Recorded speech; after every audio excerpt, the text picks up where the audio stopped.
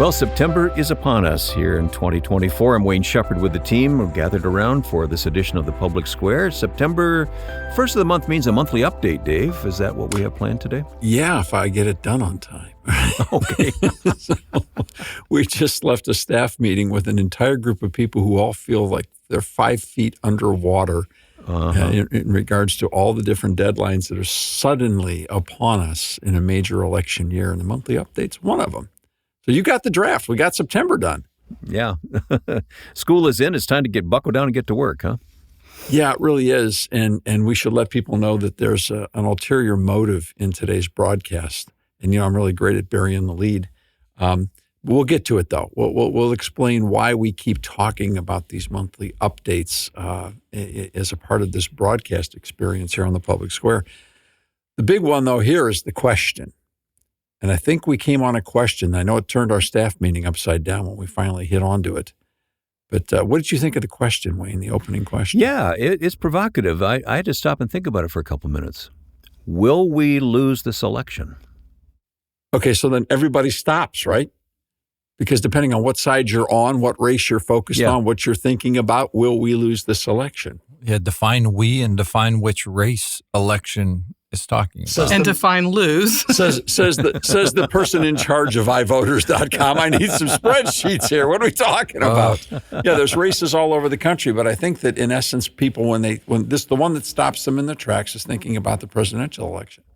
Mm-hmm. Will we lose this election? Well, the case that we're about to make, and again, if this is bad for radio and the theater of the mind and imagination, forgive me for being just so blatant. The contention of the monthly update lays it out over 4 pages in just 4 minutes. That's the whole idea of 4 minutes for America. In 4 minutes, we're going to try to answer that question, but we can answer it right quick. And the answer is we've already lost it. If we define election as the legal process by which we, in a community of trust and consent, follow the rules and go through a process by which everyone feels that what actually happened was fair and just and predictable, I would suggest we've already lost the election. There's never been one like this, has there? Never been one like this. So I get done with this monthly update. I get done with the edits, and I fire it off to the staff first thing in the morning, and I get a quick email that comes in from the Washington Post. And the article that's sent in has got, you ever got that line up from the Washington Post? Here's how the Washington Post, on the very morning that we sent this update out, here's how the Washington Post has chosen to describe this election. They call it an unconventional race that features a new name at the top of the ticket and a truncated sprint to the White House. All right, let's break that down. Sounds like a jolly picnic or something. What's their first line is? It's an unconventional race. An unconventional race. Okay, stop. That's the best they're going to muster on this. Okay, that would be like calling a massive collision of 3 trains at the same time an accident. They probably did that too as well. Wouldn't you like to see the notes for this sentence? What else could they have put there? Unorthodox. The edits. How'd they settle on that one? Yeah. Quirky. Yeah. So what is it again? One more time for everybody. It's an unconventional race. An unconventional race. Okay. I have so many comments, but I'm not going to say any of them. Let's break this down. Now, here's the evidence. I'm agreeing with them, okay? It's quite unconventional. Let's go ahead and rehearse the evidence that, first off, the people that are bringing us this election are the same people who brought us the last one. Just so you would know. And in the last one, they unconventionally seized upon a pandemic and the mindset of a pandemic to change election dates, election procedures, and to convince everybody that it was too dangerous to vote. And so we had the largest amount of mail-in ballots. 50% of the votes cast were done by mail, early voting, and absentee. And a massive flood. And of course, it's a pandemic, so the post office isn't ready either for all of this. So the unconventional race blamed on a pandemic creates a mass of chaos that still isn't settled to this day. Oops. But then, wait, there's more. The unconventional race the last time, using, again, the pandemic as an excuse, placed a candidate in a basement. Unavailable, running for the White House, coming out doing car park events where you stand on a circle and beep your horn if you agree. It's like unconventional. It was an unconventional race. You can't make this stuff up on Sesame Street. This isn't even PBS stuff. I mean, this is like crazy stuff. I was thinking, brought to you by the letter S for strange, huh? Or the letter W, but this year, the letter W for weird. Okay? So here we go. And again, brought to you by the same people who suddenly have created a second unconventional race. Now, I'm picking up a pattern here. Am I the only commentator in America picking up a pattern here? It's the same song, different verse. Yeah. What's going to be the next thing 4 years from now, Well, and okay. And after that, I mean. But so we've got a pattern here. And we also have a candidate that's in hiding. Unavailable again. Well, I see here, if we're breaking down this sentence some more, this race features a new name at the top. Is Kamala Harris a new name? Well, I guess it's a question of how you do. But we have to define every word in this sentence, don't we? Depends what the definition of is. Or the really, or the definition of top. Who's going to look at this title or this article and exegete it like that? Right. This is for people, in my opinion, who are primarily just going to give it a cursory glance and go, "Oh, neat," and move on to the next cool thing out there. So what we've got is a community of people who are basically orchestrating 2 straight elections in which the process has been dramatically changed. And this one, now, if you had told me at the end of the car park election that this is what we were going to do this time around, I would have said, I can't even, that's a bridge too far. Here's an idea. What we're going to do is hold all 50 state primaries and then cancel them. And the reason for canceling them is because our candidate is going to lose. And not canceling them before the vote, canceling the results. Canceling the results. Right. Yes. Which makes it even 10 times worse. Right. And it's also being done by the group that is accusing the other side of wanting to tear apart democracy. And disenfranchise voters. Okay, now we have lots of people who we don't know and who barely know us who tune into this broadcast and catch it all over the place, online, on stations, 230. Okay, before you click, because already some of them are starting to reach the dial, say, this is just a bunch of Trump diatribe. Got you figured out, yeah. Yeah, no. I can tell you something. You're talking to an independent. I'm talking about the voting process. I've been at this for 44 years. We've seen as an organization 11 elections. To say when the Washington Post is calling this a bit unusual and truncated, this, you know what? What is this? Is this like the height of the passive voice? Somebody read that sentence again to me. What does it say? An unconventional race that features a new name at the top of the ticket and a truncated sprint to the White House. I guess that's kind of the passive voice, as if the race is the subject. The idea like the race has its own identity, and this race has now emerged from, I don't know, the primordial soup and it is of politics, and now it's just, it's just different. Look at what's just happened to us. Wait a second.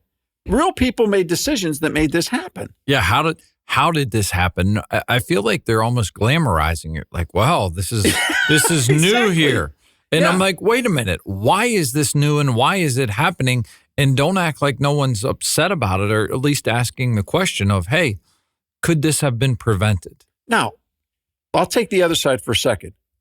The people that are involved in the Democrat Party got what they wanted. And it's their ticket, so okay, fine. The people at the top, I don't think the people got what they wanted. I think the people at the top. 14 million people who voted for the person who was removed from the ballot. They didn't get a say on who was at the top of the ticket. Wait a second. The Democrat Party can change its own rules whenever it wants. Watch this. Okay. Pay very close attention. I am watching. Watch very closely. I'm watching. But when they voted, weren't they voting to send delegates to the convention? But they were voting with the understanding that a delegate would carry a certain name into the convention, and that didn't happen. But wait a second. The delegate but they were voting for the delegates. Correct. So the delegate went to the convention that they sent, but the name wasn't available when they got to the convention. The president of the United States had withdrawn from the race. So the delegate was sent legally. But they didn't have the support. You said the people wanted the change. I'm just saying the people didn't have a say. But their representatives sent legally to the convention voted for Harris and nominated Harris. That's not who they were sent to vote for, though. But that person wasn't available. And It's not their fault. But the delegate is there under the responsibility of being sent there by the electors, but they don't have that ability to choose, so they've got to go. What are you? Are you suggesting we have a whole nother election all over again? Monty Brewster, none of the above. They should have had another primary or convention. Is it in their rule book? But there was no time. Well, that's a likely excuse. No time. Give me a break. No, there was no time, Jeff. It was too late. They couldn't hold 50 elections in that much 24 hours in a day. They could have everybody get together and have another vote. You got to print ballots. You got to go through all this process. I don't think most people have a problem with the delegates. You know, they were in a tough spot. I think people have a problem with whoever was behind the scenes pulling the strings and pulling the levers. By the time it got to the delegates, we're already in a problem. The president of the United States had said he was not pulling out on July 8th. He wrote a letter to the American people saying, I'm staying in because I'm not disenfranchising people. Somebody was putting heat and pressure on him behind the scenes, and then he pulls out 2 weeks later. I think we blame whoever was behind the scenes. Okay, one more time because we got to go to break. One more time. What did the Washington Post call the process we just went through like a bunch of kindergartners? What did Truncated. Let's say it together. Unconventional. We're off to a flying start. More coming up on the Public Square.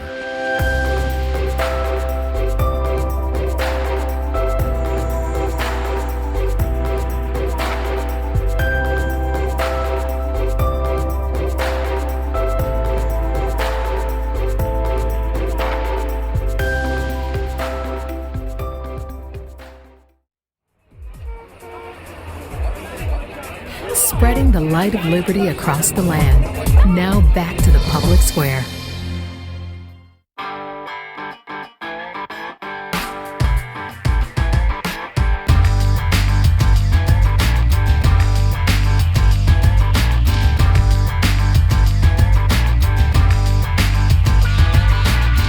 Our monthly update from the American Policy Roundtable this month is entitled, Will We Lose This Election? Maybe it should be titled, We Lost This Election Already. What do you think, Dave? Subtext, we've already lost. I don't like that title, because why would I not just turn the radio off right now? Okay. Well, the executive producer has spoken. We aren't changing that title. No, I mean, you could tell me why I'm wrong. I don't know. Let's we can fight about it. Well, maybe this. Maybe we've lost control. We've lost control of this election. See, that's the point, Wayne. If we've lost control of a uniform process that everyone is confident is being executed above board, fully transparent, and you can trust the results, then we, the people, are the big loser. It doesn't matter who wins the top of the ticket. We're losing. Now, if it was truly unconventional, then we wouldn't have seen anything like this before. But remember where we started this conversation? Maybe they mean unconventional, like they didn't have a convention. Or unconventional, like they didn't have a pandemic.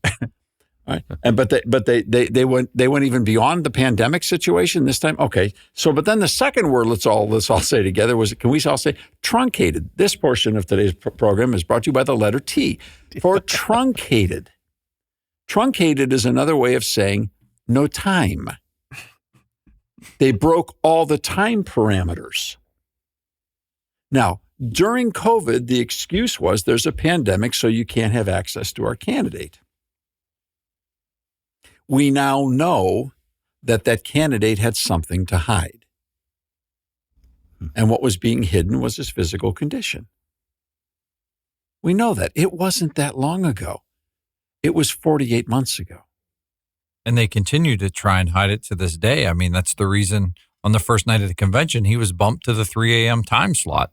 I mean, everyone. It's the reason everything became unconventional, and was because the debate was painful for everyone to watch, and it was an honest confession. Finally, at last, after all these years, the person that we've been hiding because he's infirm. He can't do the job. And everybody knew about it. Everybody knew it.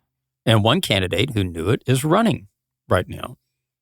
They knew it, and they hid it. But now from us.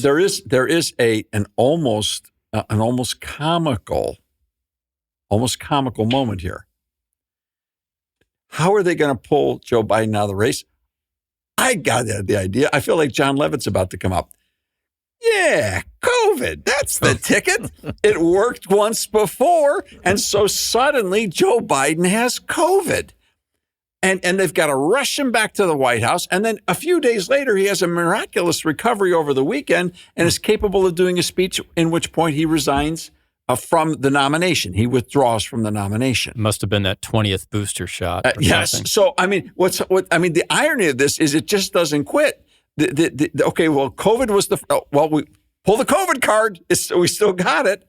And so that's how they get him back off the trail on ice long enough to whatever cut the backroom deal, Alan, you were intimating earlier, and we still don't know. We won't know for 20 years what the backroom deal really was because it's going to take a bunch of people dying. Somebody's going to talk. But it usually takes about 20 years to come out. Well, we know there's people that were on Team Biden that weren't happy. I mean, Senator Fetterman from Pennsylvania expressed his displeasure about the people behind the scenes that were shoving Biden out the door or out to California on vacation or wherever they were shoving him. Yeah. My concern is it wasn't just that he was incapable in terms of his cognitive decline. The next time it could be a different reason. My concern is if they perceived he was losing and they swoop in with someone else, what prevents that process, as unconventional as it was, from happening in the next 4 years? Now, there's at this point in time, we've got another bunch of people reaching for the radio, all right, because they've been screaming, saying, the answer is all of this. Just shut up. Stop talking. Just vote for the other guy. Okay. I get that. Thank you, Captain Obvious. Of course, that's how people are going to respond.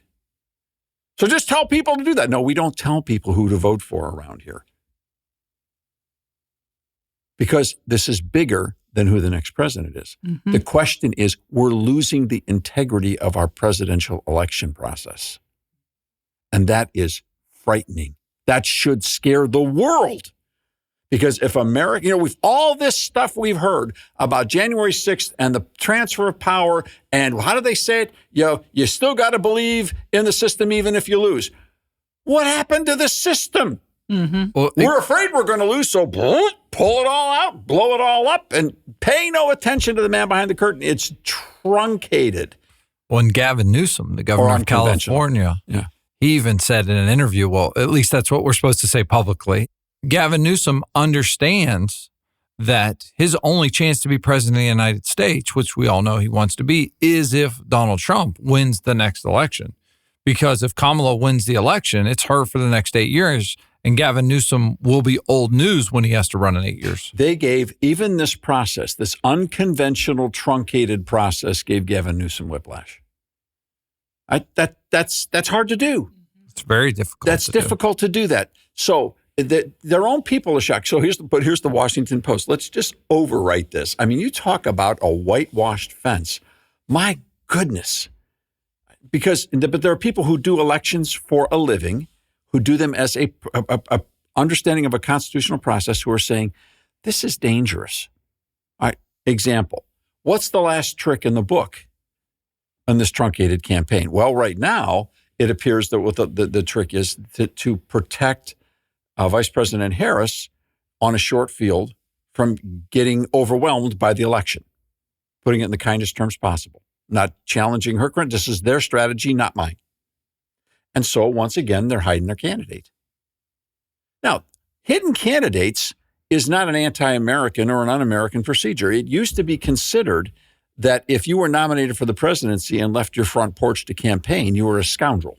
Mm-hmm. Yeah, there was one presidential candidate who never left his front porch and only gave speeches from that place, and that was it. And that was considered dignified. In the 19th century. If you were out campaigning, you were embarrassing yourself. Wouldn't that imply that people already knew your work should speak for itself? This is something Rob talked about in staff Bible study today. Let your work speak for itself. I think this is a different reason you're doing it.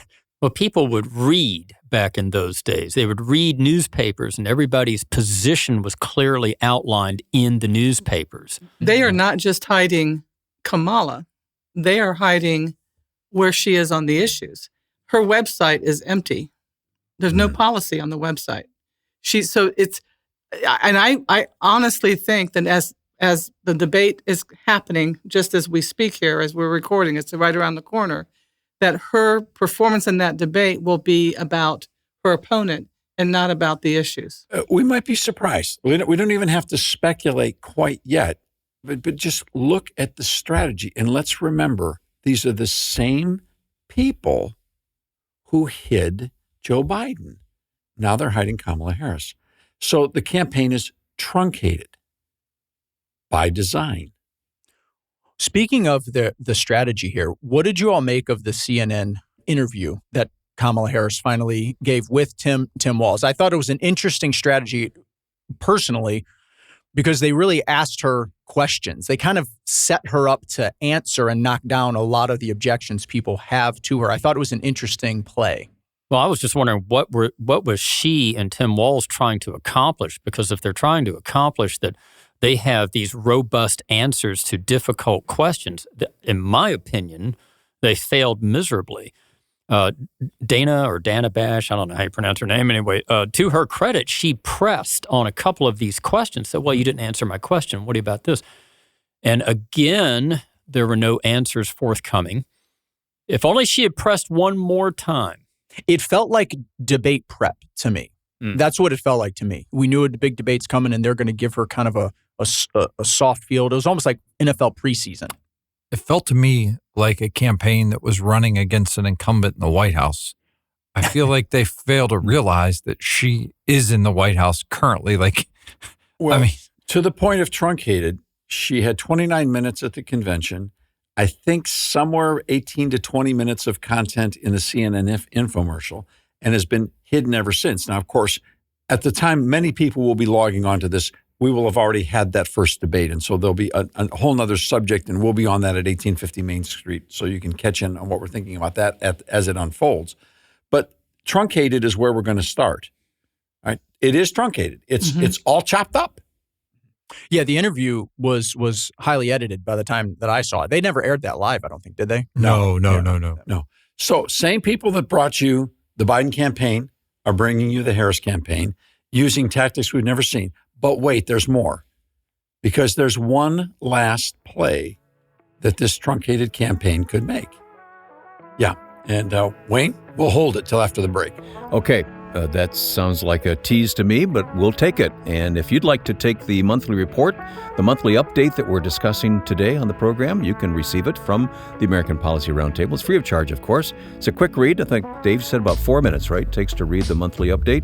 And we will send it to you in the mail. We can email it. You can find it online. It's called the monthly update. More coming up.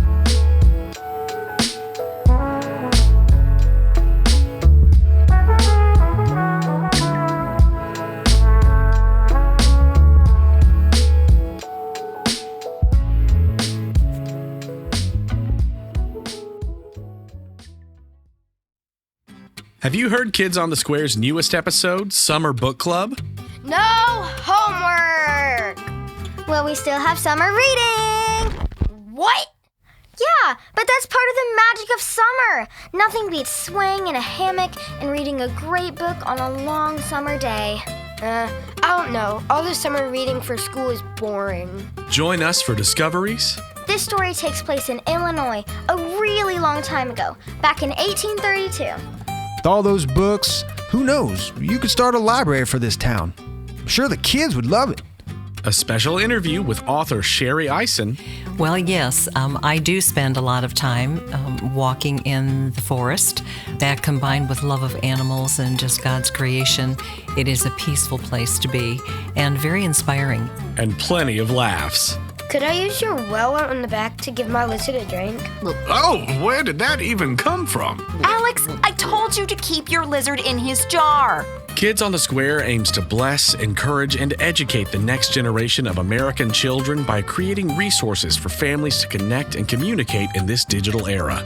So what are you waiting for? Grab a friend, share this episode with your family, and join us today at Kids on the Square. Spreading the light of liberty across the land. Now back to the public square.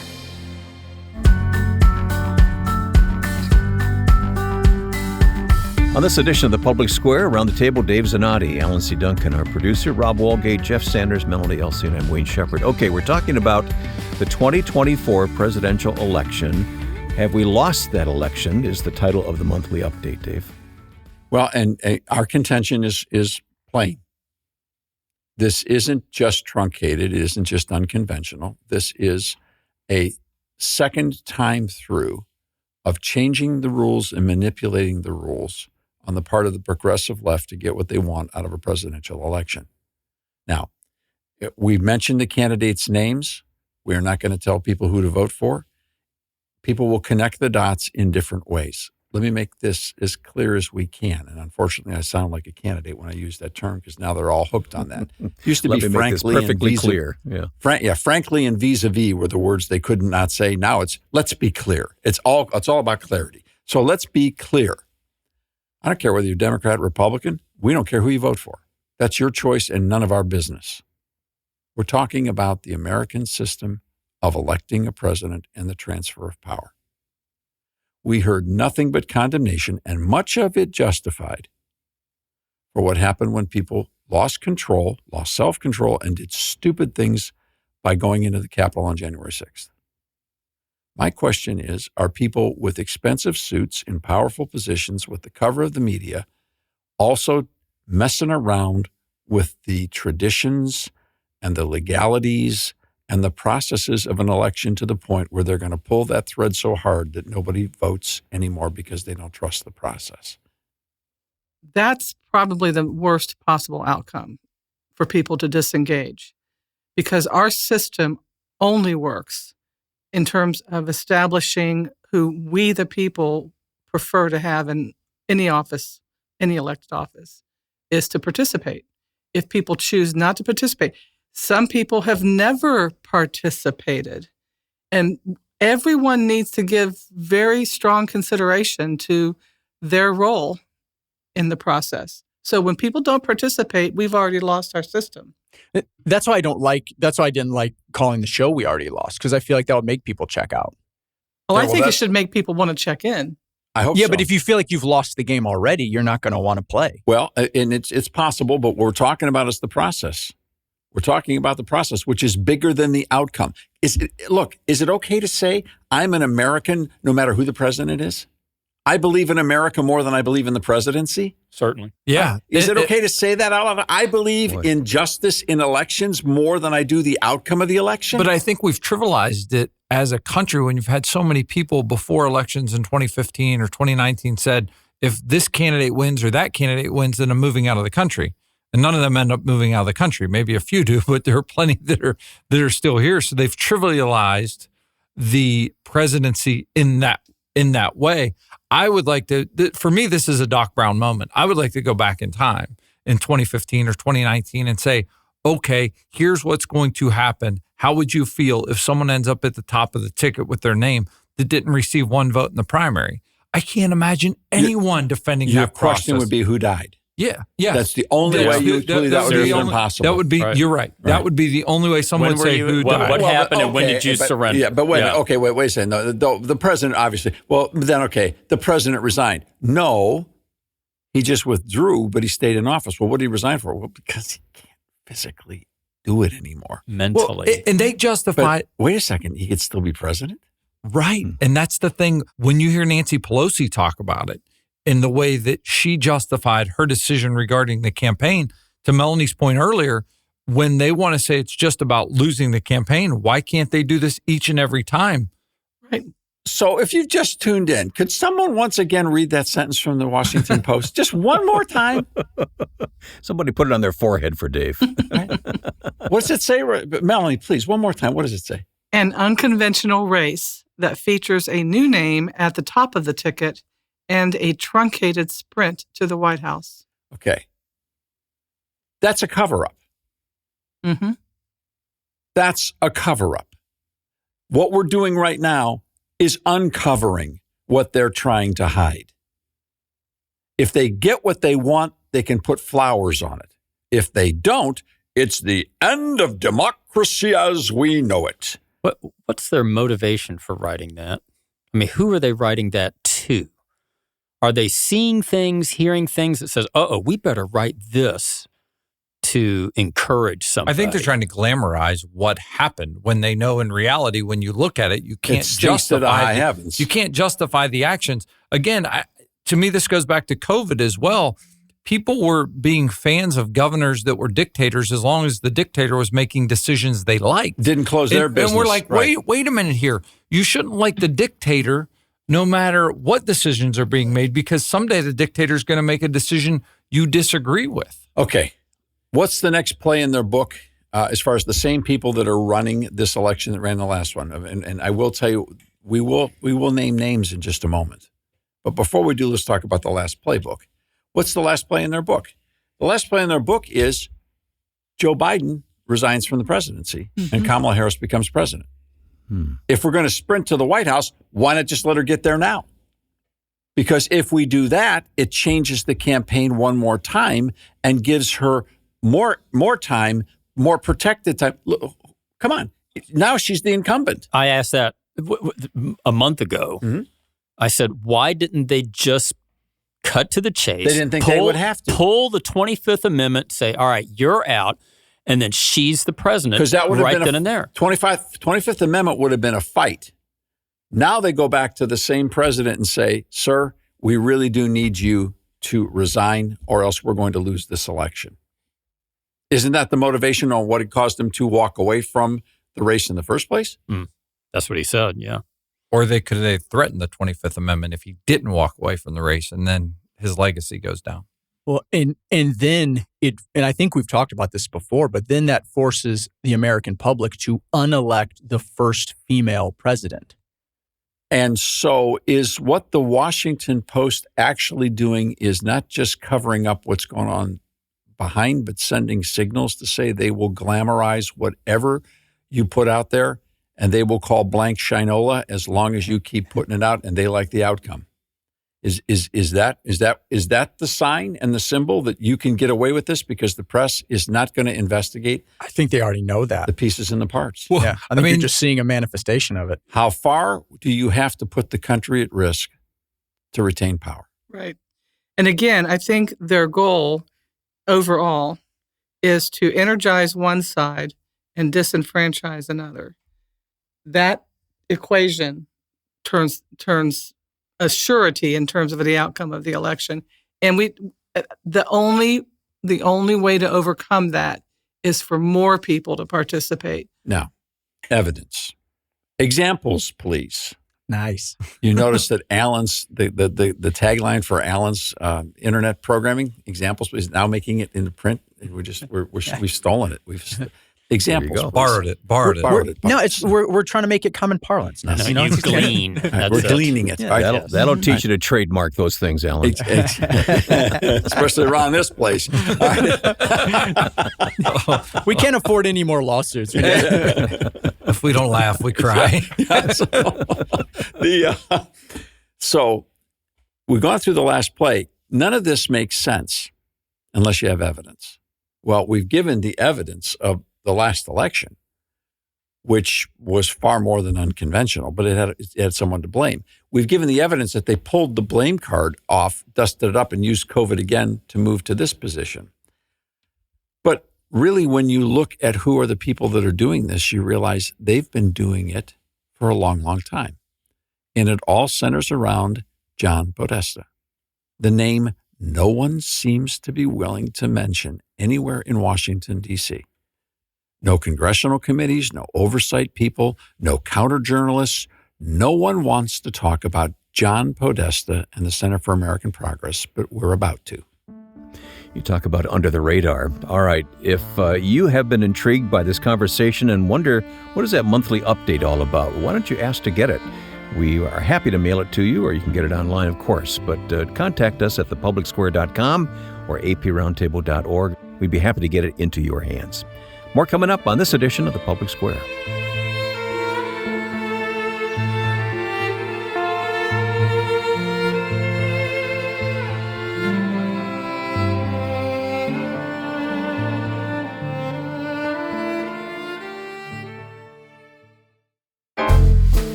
And welcome back to this week's edition, lively edition, I might add, of The Public Square here. And David, we're talking about the they during the program here today, and just before the break, you mentioned a name. So sure. Now we're putting names to the theys, huh? And Mr. Podesta is welcome to come on this show anytime, and we'll be happy to interview him, and he can and to talk with him. He's a human being made in the image of God, whom we respect for who he is and what he's accomplished. He has been fully engaged in the American public policy process at the presidential level since at least the Clinton administration. Bill Clinton brought him to the scene, and he pretty much at the end of the game, he and Bill Clinton were the guys that were the only ones left running the White House.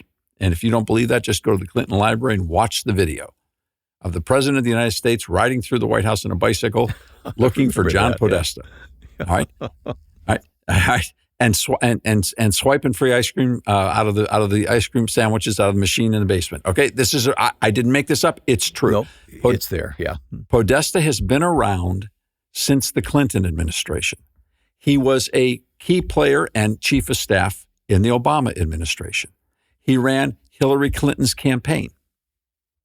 He has been in the Biden White House from day one, either through his colleague Ron Klain, who is also a member of the board at the time of the Center for American Progress. And then when Klain moved out, Podesta moved in. Podesta has been there writing the checks, making the decisions on the Inflation Reduction Act. And when John Kerry left his position in the Environmental Council position in the cabinet, Podesta took a second job. And by the time people are picking up this story, Podesta will have just returned from China, where he was there as the sole American negotiator or the chief American negotiator for the United States of America, sitting down with the Chinese on climate policy.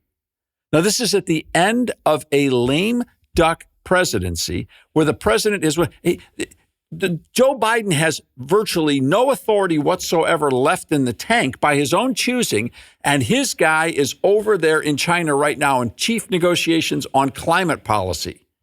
You think John Podesta figures he's got a future in Washington, D.C., that he'll be right back in the White House again?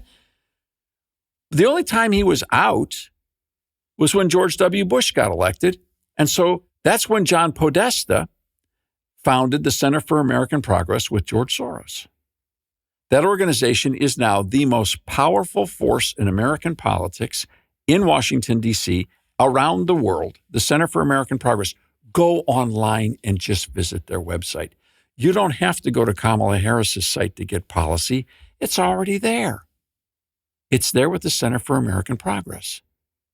The difference is the Heritage Foundation talks about policy when it comes to Project 2025. John Podesta and the Center for American Progress has been doing it for years. Hiding in plain sight. Hiding plain sight in the White House themselves. And these are the people who've been running the show. They ran the COVID operation. They ran the Biden campaign. They're running this campaign. You say, they didn't run that. Wait a minute. Stacey Abrams. Everybody knows Stacey Abrams, right? Georgia, Stacey Abrams. Right? All that she did to flip 211,000 votes got flipped in Georgia from 2016 to 2020. Stacey Abrams took credit for every one of them she could, and she'd earned it. And it was fully funded by her employer. And fully funded by the allies that she sat on the board with at the Center for American Progress and Center for American Progress Action. Now, if you think we're making this up about John Podesta, you can go to the White House. He's mentioned in a 2022 press release from the White House regarding him taking over for Kerry on climate policy, and his bio is virtually cut and pasted right off the Center for American Progress's website, right onto the White House website. That this is all being done in plain sight. If he's been around and involved this deeply since Bill Clinton's time in office, to what do we account the leftward drift, even or sprint, if you want to talk about sprints, to what accounts for that? Because Bill Clinton's presidency is radically different than what a Kamala Harris presidency would be, just in terms of left-leaning nature, the progressive nature. Is there been a shift here or just a gradual leftward march? In 2003, when George Soros and John Podesta founded this corporation and set it in Washington, D.C., everywhere John Podesta goes, George Soros's checkbook is sure to follow. Mm-hmm. And when you have that much money, you can hollow out an entire national political organization and refill it with whatever you're willing to pay for. Billionaires are bad people, according to some, except for when they're writing you checks. And what you look at, the amount of money that they have accumulated, spent, the network of billionaires they have assembled, the spin-off operations like Arabella Advisors, they have literally hollowed out the Democrat Party and the processes of that party and refilled them with whatever suited their needs because they were willing to pay for it. And in politics, he who pays the piper calls the tune. And they have been paying more than anybody else. They're the biggest bucks in the world. And they put on the website who is supporting them financially. You can see who their donors are. And every time we show those to people, they're at the $1 million level and up. And all the big corporations are there. And everybody, it is a tsunami of get in or get washed out. So it's that simple. It's that simple. The bucks. It's just that there. Because I'm reading some of Podesta's history here. And in 2004, he gave a speech at Princeton University where he ostensibly condemned the U.S.'s excessive government secrecy and bloated secrecy bureaucracy. Podesta's giving a speech about that in 2004. But you know why? Patriot Act. But no, he's got an absolute passion about UFOs. Okay. He wants all the files uncovered. Yeah, me too. Yeah. Okay. So, I mean, not going to lie. When he's talking about secrecy, that's part of what he's talking about. Now, you'll notice he doesn't have the same kind of diatribe against censorship. Well, if he's for blowing a cover on the UFOs, how about on the assassination of Robert F. and John F. Kennedy? So that which is in the news. I'm just curious. Well. Yes. So the point is there are names, and this is documented. We're not making this up. Go to Open Secrets. Go to Influence Watch. You can go left. You can go right. You'll find it all there. It's there. No one is willing. And here's the thing in Washington. Why aren't people calling this out? Because nobody wants to offend the richest guy in the room and all of his pals who are also rich. Look, these people mobilized enough money into Georgia to flip that state 211,000 votes, funded Stacey Abrams, put her on their board, then moved her into Georgia. Then when the work was done, right, they moved her to a posh position at a university, and I mean, they took care of her the whole way through the process. You're a politician. You don't want to get in the way of people like that. Do you know what you're doing? This is the way the game gets played behind the scenes. It's a conspiracy in plain sight, and it's recorded. All you've got to do is look for it. Nobody has the courage to talk about it.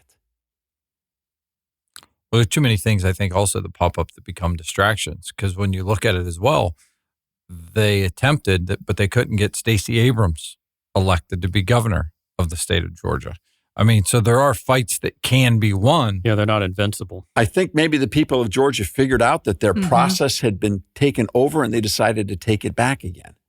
I don't think it had anything to do with Abrams. I think it had to do with the fact that, my goodness, this process is out of control. Brings me back to the point. To overcome evil, you got to do good. And the doing good is participation. All right, let me hit the pause button. Now, for some of you, you have to leave us at this time, and it's an inopportune moment, but that's just the way it is. You can listen to the rest online at thepublicsquare.com, including what do we do about this election? We've got several points to be made, and we'll talk about those coming up on this Public Square.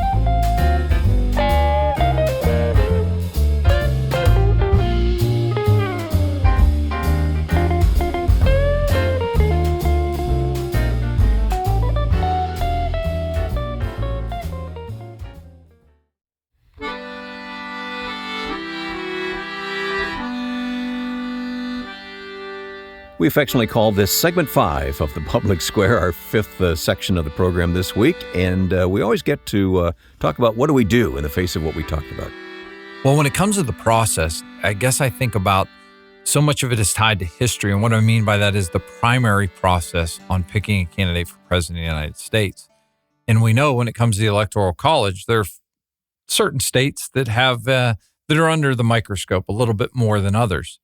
But it's always been fascinating to me that the parties don't start with those states when it comes to picking their candidate who will be at the top of the ticket for president of the United States. So it seems like while things change, when it comes to the party process of what they do, they aren't willing to adapt until it gets to the general election, whereas if they would adapt sooner, it may help them in the general if they would fix the primary.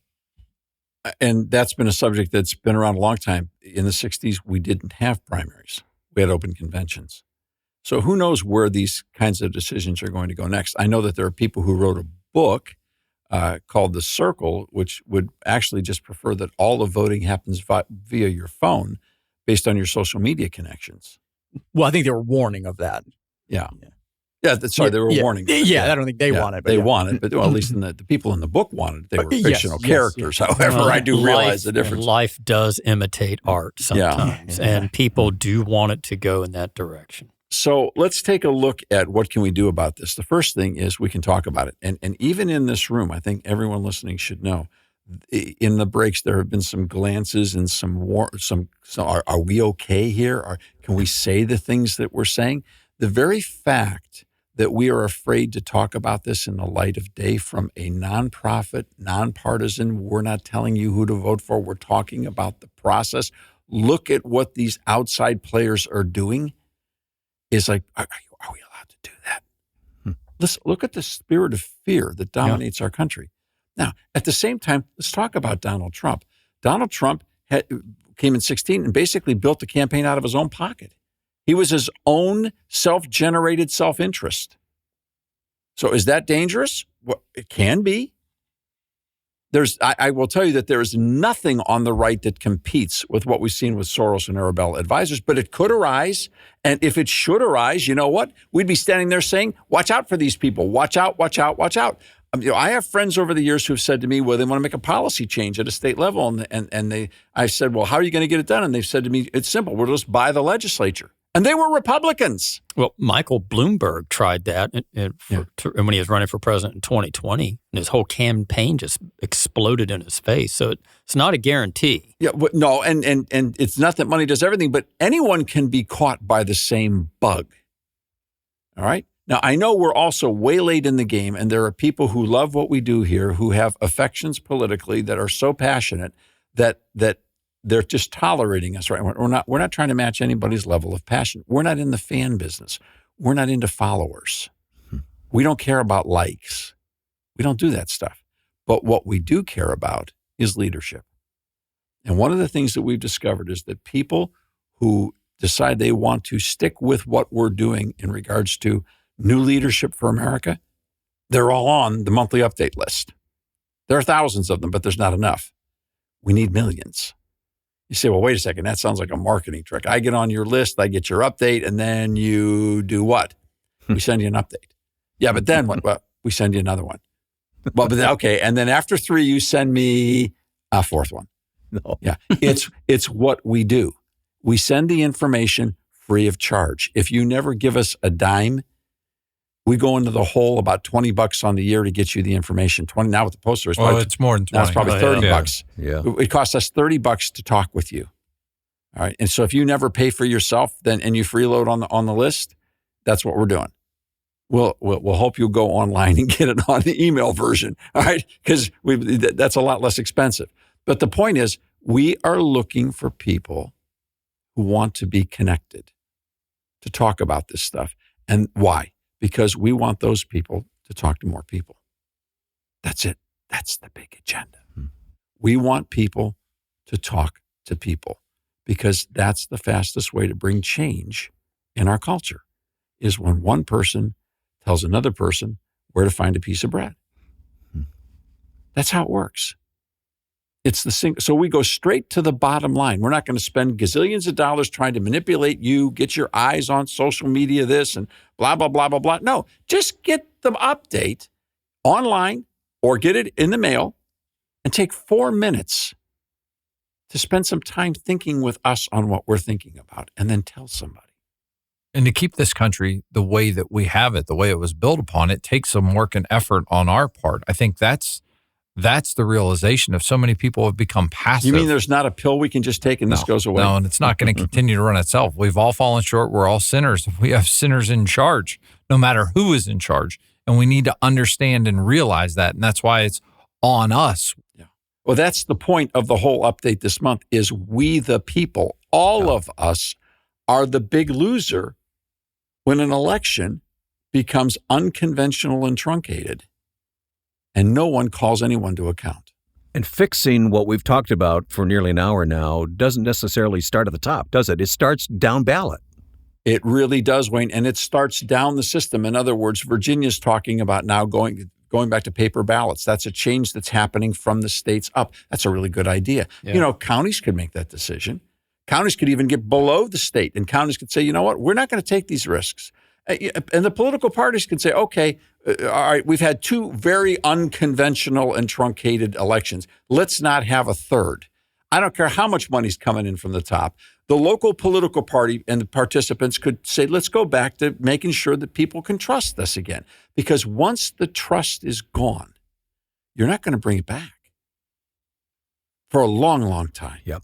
There's a role for the state legislatures, in fact, that they could, state by state, start examining their election laws, doing proof of citizenship and voter ID, and things that would make me confident that someone else isn't casting a vote who shouldn't be, that would take away my vote. Like purging voter rolls of people and who are there dead. are some states that do that very consistently and very well. And they that have can't to be come consistent. from the top of the ticket. No. Like, for example, you can't decide that, well, we're going to purge the list every 4 years, and then when your person's running for office, we're going to purge it this year. No, you have to be consistent. Can't do that. To be trusted. Mm-hmm. Now, that means that the laws aren't going to be perfect because they never are. They're not going to be executed perfectly. But look, when you're messing it up at this level at the top and the media across the board is covering for you or too busy chasing other stuff, more worried about who wins and who loses than whether or not we, the people, win or lose, somebody's got to stand up for the Constitution. Yeah, and we need information. And if Rob's not going to speak up, I will. Rob, how about ivoters.com? Our team's working hard behind the scenes, Wayne. ivoters.com. There are still states that are finishing up their legislative primaries, which is hard to believe because we're in September and voting starts within 2 weeks of people hearing this broadcast in certain states. So all that information will be there free of charge, all 50 states, state legislative races. And up, Are you going to hit your September deadline? I think Melanie, I think we're going to be there. I think we're going to be there. Melanie was an absolute. We're going to hit the September deadline. I think we're going to be there. And that September 30 deadline, and the thing about it is we're going to be tweaking and working on the site all the way through Election Day because there's things that change and websites that change. And you'll be able to take a look at people's social media profiles and so many other things.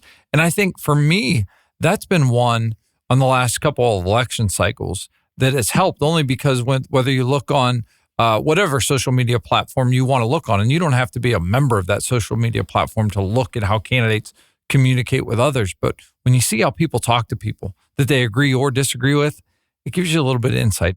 What's not on iVoters are paid for commercials. And it's a much cleaner way of making decisions on who you would support.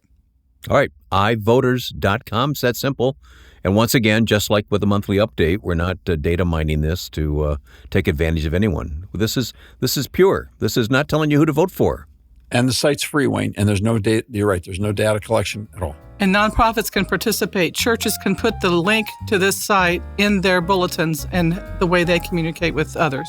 All right, well, that's a wrap for this week on the Public Square, but there's much more online, including other versions of this program you can listen to at thepublicsquare.com. Thanks, everybody.